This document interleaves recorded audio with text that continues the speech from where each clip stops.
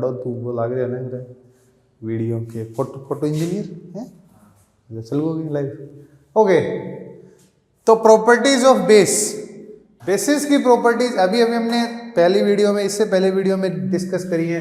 देखो ये अभी हम जब बोल रहे हैं ना तो आपको लग रहा होगा कि अभी कभी तो ये है ना एक ही दिन में रिकॉर्ड हुए, समझ रहे हो तुम, डाल हम अलग अलग दिन पे रहे। प्रॉपर्टीज ऑफ बेस की बात करते हैं। प्रॉपर्टीज ऑफ बेस में भी बेटा वही बातें करनी है जो हमने एसिड में करी। जैसे मेटल की रिएक्शन एसिड के साथ वैसे ही मेटल की रिएक्शन बेस के साथ, जैसे एसिड बेस रिएक्शन थी वैसे ही एसिड बेस रिएक्शन यहाँ पे। अब देखो यहाँ से काफ़ी सिलेक्टिव क्वेश्चन जो हैं वो देखने को मिले हैं, बहुत ज़्यादा क्वेश्चंस यहाँ से देखने को नहीं मिले। लेकिन इसका मतलब ये नहीं है कि ये टॉपिक इंपॉर्टेंट नहीं होता। यहाँ एक इंपॉर्टेंट क्वेश्चन हम डिस्कस करेंगे। चलिए शुरू करते हैं बिना किसी देरी के। सबसे पहले बात करते हैं प्रॉपर्टीज ऑफ बेसिस की। उसमें पहली ही प्रॉपर्टी आती है रिएक्शन विद मेटल। ठीक है, किसी मेटल के साथ बेस कैसे रिएक्ट करेगा, किसी मेटल के साथ बेस कैसे रिएक्ट करेगा, इस बारे में हम बात करने वाले हैं यहाँ पे। अब देखिए मेटल की रिएक्शन जब बेस के साथ होती है, मेटल बताओ कोई मेटल अगर आप सजेस्ट करना चाहो तो मैं मेटल ले लेता हूँ, आपके बताए अनुसार मेटल ले लेते हैं। चलिए हम बात कर देते हैं किसकी, सोडियम की, जिंक की बात कर लेते हैं। तो अगर रिएक्शन करवा दें हम तो मैं एक बार लिख दूँ, मेटल की रिएक्शन जब होगी बेस के साथ तो हमारे पास बनेगा salt plus H2O, sorry H2O नहीं बनेगा, H2 गैस रिलीज होगी। H2 गैस हाइड्रोजन गैस ही तो एसिड में रिलीज हो रही थी और हाइड्रोजन गैस ही यहाँ पे रिलीज होगी। तो अगर मेटल की रिएक्शन करा दो, तुम किसकी रिएक्शन करा दो, मेटल की रिएक्शन बेस के साथ करा दो, तो कोई मेटल ले लो कोई बेस ले लो। मेटल हमने ले लिया जिंक और बेस हमने ले लिया NaOH। तो इस जिंक की रिएक्शन जब NaOH के साथ होगी तो H2 हाइड्रोजन गैस तो पक्की है, हाइड्रोजन गैस तो निकलना पक्की है। अब यहाँ पे इसके साथ में क्या बनेगा, यहाँ पे इसके साथ में बनेगा Na2ZNO2 सोडियम जिंकेट। क्या बनेगा, सोडियम जिंकेट। तो सोडियम के साथ सोडियम हाइड्रोक्साइड के साथ जब जिंक की रिएक्शन होगी तो हमें H2 गैस मिलेगी और सोडियम जिंकेट यहाँ पे हमारे को सोल्ट मिलेगा। क्वेश्चन आया है क्या, यहाँ से बात करते हैं। क्वेश्चन बोलता है give the name of gas evolved when sodium hydroxide reacts with zinc metal and right the equation also. तो ये तुम्हारा सोडियम हाइड्रोक्साइड, ये तुम्हारा सोडियम हाइड्रोक्साइड, और इस सोडियम हाइड्रोक्साइड के साथ रिएक्शन हुई है किसकी, जिंक मेटल की, और तुम्हारे पास कौन सी गैस रिलीज हुई है, हाइड्रोजन गैस रिलीज हुई है। ये रिएक्शन है बेटा, 1 मार्क्स में पूछा गया है, 1 मार्क्स में पूछा गया है, क्वेश्चन आया हुआ है, पिछले सालों में क्वेश्चन आया हुआ है ये। चलिए अब बढ़ते हैं अगली रिएक्शन पे। अगली रिएक्शन अगेन इंपॉर्टेंट हो जाती है और वहां भी उससे भी ज्यादा इंपॉर्टेंट हो जाता है उसका डायग्राम। देखो आपके यहाँ जितनी भी रिएक्शन है सब एक्टिविटी में डिस्कस कर रहे हैं। मैं फिर बार हर बार लगातार हर एक वीडियो में आपको ये सजेस्ट कर रहा हूँ कि आप बेटा एक्टिविटीज को पढ़ना और उनके डायग्राम जरूर याद करके ले जाना। इजी वे में आपको अगर एक्टिविटीज पढ़नी है, मेरे नोट्स में बहुत प्यार से बहुत अच्छे से मैंने एक्टिविटीज समझाई हुई है। मेरे नोट्स मंगवाने के लिए आप मेरे इंस्टाग्राम हैंडल पे जाओ, लिंक बायो में है, मेरे को मैसेज करो, मैं आपको PDF भेजूंगा। चाहे आप आज ये वीडियो देख रहे हो या आज से 2 साल बाद वीडियो देख रहे हो, लेकिन बेटा जरूर एक्टिविटीज जरूर आप इसमें पढ़ के जाएंगे। चलिए आगे बढ़ते हैं और रिएक्शन लेते हैं, रिएक्शन विद एसिड। बेटा रिएक्शन विद एसिड, देखो वहां हमने पढ़ी थी रिएक्शन विद बेस और यहां हम पढ़ रहे हैं reaction with acid. Reaction with acid किसकी रिएक्शन, बेस की रिएक्शन, किसके साथ, एसिड के साथ। कौन सी रिएक्शन हो जाएगी, न्यूट्रलाइजेशन रिएक्शन। कौन सी हो जाएगी, न्यूट्रलाइजेशन रिएक्शन। न्यूट्रलाइजेशन रिएक्शन क्या बोलती है, सोल्ट बनेगा, H2O बनेगा और कौन रिलीज, हीट रिलीज। चलो देखते हैं किसी एसिड की रिएक्शन तुम करवाओगे बेस के साथ तो सोल्ट बनेगा, साथ में H2O बनेगा, हीट बनेगी और बात खत्म हो जाएगी।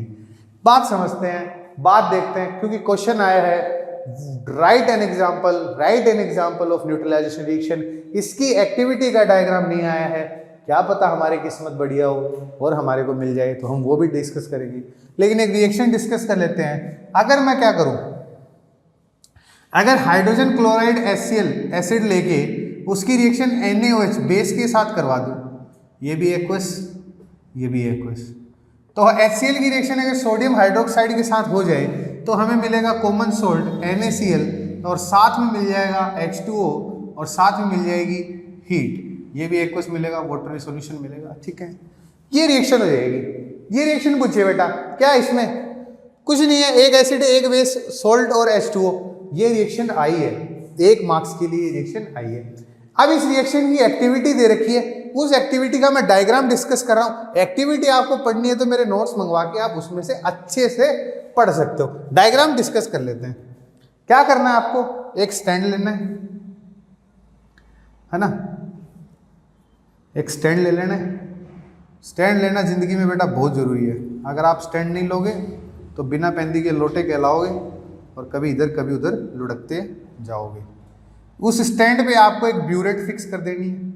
अब ब्यूरेट देखो, अगर आपकी स्कूल अच्छी खासी अमीर स्कूल है, आपकी स्कूल के पास पैसा है, तो वो आपको दिखा देंगे, है ना, वरना आपको ये समझ लो कि इतनी लंबी 1 मीटर की ट्यूब होती है। अगर कभी साइंस फिजिक्स लैब के सामने से आप गुजरे हो तो आपको वहाँ देखने को मिलेगी, एक लंबी सी ट्यूब लगी होती है स्टैंड पे, परमानेंट टाइट्रेशन का एक एक्सपेरिमेंट होता है, वो वहीं टिकी रहती है। ठीक है, इसके अंदर तुमको भर देना है HCl। क्या भर देना है, HCl। ठीक है, इसके अंदर आपने HCl भर दिया, नहीं लिक्विड, सॉरी एसिड, आपको इसमें HCl एसिड भर देना है। ठीक है, एसिड भी सॉल्यूशन है, एसिड HCl सॉल्यूशन। ठीक है, इसका नाम क्या हुआ, ब्यूरेट। इसका नाम क्या हुआ, ब्यूरेट। इसको ब्यूरेट बोलते हैं। ठीक है, यहाँ पे इसमें नोब लगी होती है, इसको खोलते हैं तो बूंद बूंद करके यहाँ से हमारे को जो आइटम इसके अंदर भरा हुआ वो मिलने लग जाता है। यहाँ नीचे आपने रखना है कोनिकल फ्लास्क। क्या रखना है, कोनिकल फ्लास्क। ठीक है, इस कोनिकल फ्लास्क में आपको एक लिक्विड रखना है पहले से। वो लिक्विड किसका होगा, NaOH, सोडियम हाइड्रोक्साइड यानी बेस, सोडियम हाइड्रोक्साइड और फिनोल्फ्थलीन का, फिनोल्फ्थलीन।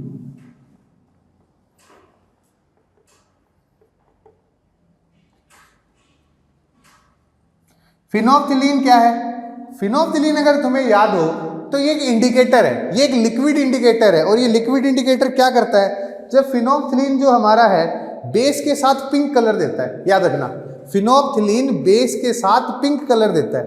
फिनोल्फ्थलीन क्या करता है, बेस के साथ पिंक कलर देता है। तो इसका मतलब जब तुम ये टेस्ट, जब ये ब्यूरेट है, ये HCl है, ये कोनिकल फ्लास्क है, इसमें NaOH भरा हुआ, तब तक तो ये कैसा रहेगा, पिंक कलर का रहेगा। अब जैसे ही तुम इसमें ड्रॉप करके HCl डालना शुरू करोगे, है ना, जैसे इसमें ड्रॉप करके HCl डालना शुरू करोगे तो इनिशियली तो क्या है, initially colour of liquid in conical flask is pink. तो इनिशियली तो पिंक पिंक है, ठीक है, लेकिन a few moments later, a few moments later, कुछ समय बाद क्या होगा, ये पिंकी पिंकी कलर गायब हो जाएगा। गायब हो गया, इसका मतलब क्या हुआ, इसका मतलब HCl ने NaOH के साथ रिएक्शन कर ली और क्या बना दिया, सोल्ट। अब सोल्ट में फिनोल्फ्थलीन कलर देता नहीं है, सोल्ट में फिनोल्फ्थलीन कलर देता नहीं है, इसका मतलब सोडियम हाइड्रोक्साइड और HCl की रिएक्शन कंप्लीट हो चुकी है। इसका मतलब सोडियम हाइड्रोक्साइड की रिएक्शन और HCl की रिएक्शन कंप्लीट हो गई है ना। तो a few minutes later liquid become colourless, liquid become colourless, इसका कलर गायब हो जाता है बेटे, कलर गायब हो जाता है। तो हो सकता है हमारी अच्छी किस्मत रही तो ये डायग्राम हमसे पूछ ले।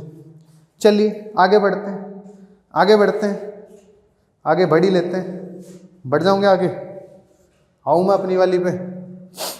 मैं तो सुपरमैन, सलमान का फैन।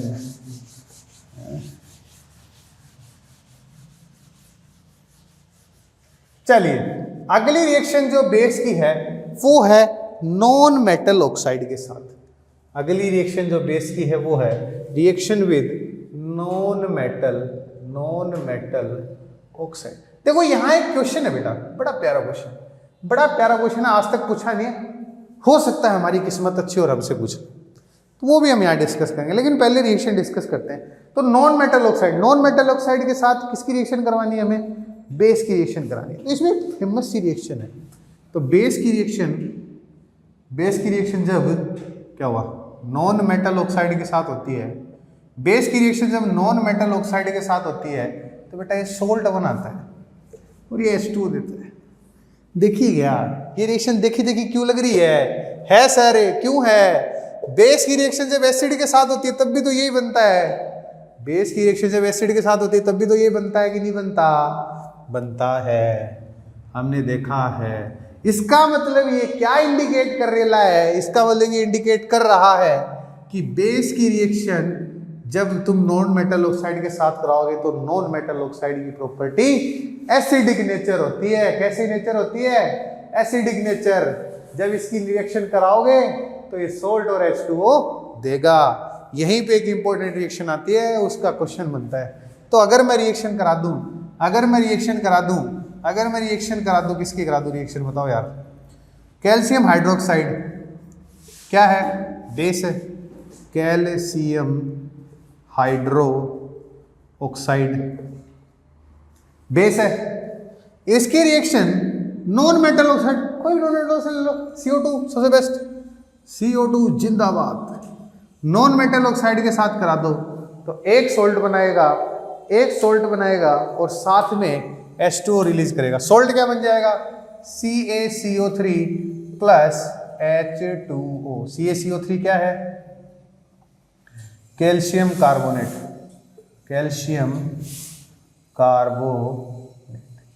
ठीक है।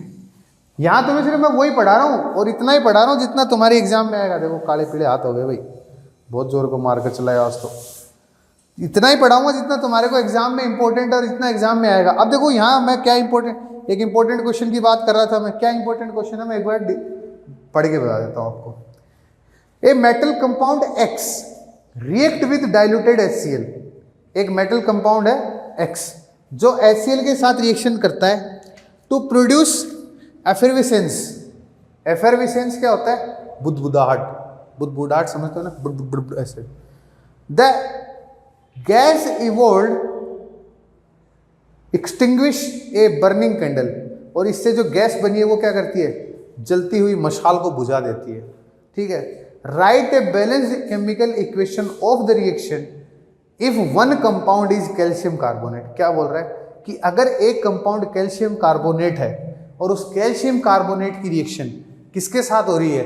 हाइड्रोजन क्लोराइड के साथ हो रही है, तो हमारे को एक गैस मिल रही है जो बर्निंग कैंडल को बुझा रही है। देखो एक बार मैं दोबारा क्वेश्चन पढ़ देता हूँ। ठीक है, क्या पढ़ रहा हूँ मैं, क्वेश्चन पढ़ देता हूँ एक बार, या फिर मैं लिख दूँ पोज करके। चलो पढ़ ही देता हूँ। तो a metal compound X reacts with diluted HCl। एक देखो यहीं से आएगा जवाब इसका। एक मेटल कंपाउंड X है जो HCl के साथ रिएक्शन करता है और ये रिएक्शन करके एफरविसेंस क्रिएट करता है, बुदबुदाहट क्रिएट करता है और साथ में एक गैस रिलीज करता है। वो जो गैस रिलीज हुई है वो क्या कर देती है? एक बर्निंग कैंडल को एक्सटिंग्विश कर देती है। बर्निंग कैंडल को एक्सटिंग्विश कर देती है यानी उसको बुझा देती है। ठीक है। अब ये बोल रहा है कि इसकी एक बैलेंस इक्वेशन लिखो और अगर एक कंपाउंड कैल्शियम क्लोराइड है, अगर एक कंपाउंड क्या है? कैल्शियम क्लोराइड है, तो ये पूरी रिएक्शन बताओ क्या होगी।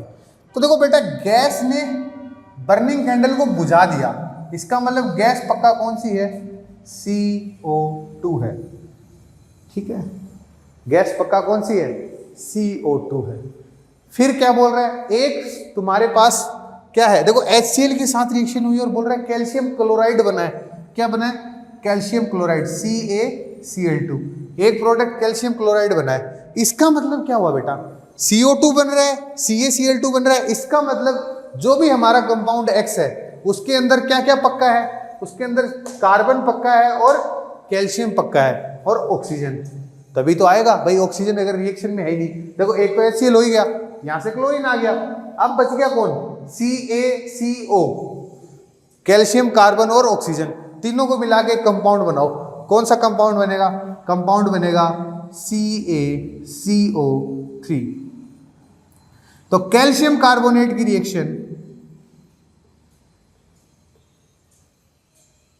जब एसिड के साथ होगी तो ये क्या बनाएगा, ये एक सोल्ट बनाएगा, एक गैस रिलीज करेगा जिसका नाम CO2 है, जो बंद बुझा देगी और साथ में H2, ठीक है। ये क्या करेगा, एफर्वेसेंस क्रिएट करेगा, ये क्या करेगा, एफर्वेसेंस क्रिएट करेगा। तो देखो जो पाउडर बेस्ड फायर एक्सटिंग्विशर होते हैं, जो पाउडर बेस्ड फायर एक्सटिंग्विशर होते हैं उनमें यही होता है, ये HCl और CaCl2, जब ये फटता है ना तो ये CaCl2 और CO2 बाहर फेंकता है और ये उस आग पे काबू पाने के काम में आता है, ठीक है। एक क्वेश्चन यहाँ पे और है कि explain why non metal compounds are acidic in nature. तो ये रिएक्शन एक्सप्लेन कर दो कि जब बेस और नॉन मेटल ऑक्साइड की रिएक्शन होती है तो वहां से सोल्ट और H2O बनता है, जो कि न्यूट्रलाइजेशन जैसी रिएक्शन है, और न्यूट्रलाइजेशन रिएक्शन होने के कारण ये बात प्रूव करता है कि ये जो हमारा नॉन मेटल ऑक्साइड है ये कैसा है, नेचर में एसिडिक है। अगर ये नेचर में एसिडिक नहीं होता तो एसिड बेस की रिएक्शन से सोल्ट और H2O नहीं बनता, ठीक है। इंपॉर्टेंट रिएक्शन थी। चलिए पढ़ते रहिए, आगे बढ़ते रहिए। अगले सीरीज, अगली वीडियो में मिलेंगे जहां पे हम pH स्केल की बात करेंगे, जो इस चैप्टर का सबसे बड़ा टॉपिक है। Okay, bye bye, have a good day.